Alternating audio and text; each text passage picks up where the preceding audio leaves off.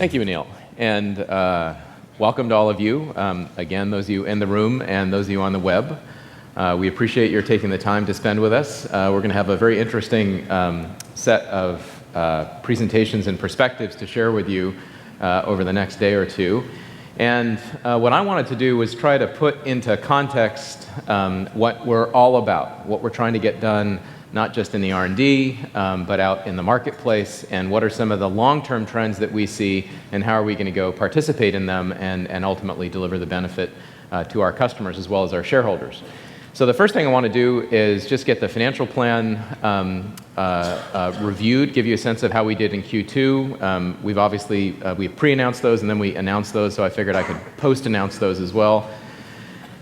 Secondly, go through, where do we see the growth? And there's a lot of interesting speculation about the impact of virtualization and the impact of the American economy and the impact of a variety of technology trends.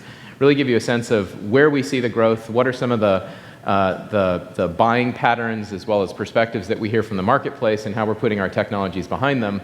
And then lastly, end on how are we going to grow?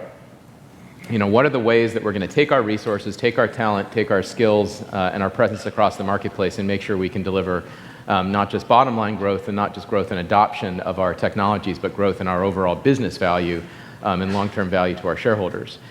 So at a top level, again, this is what we announced a couple weeks ago. Q2 was a very good quarter for us. We saw a lot of very encouraging signs in the underlying bookings growth, deferred revenue growth. We had a lot of demand across the world.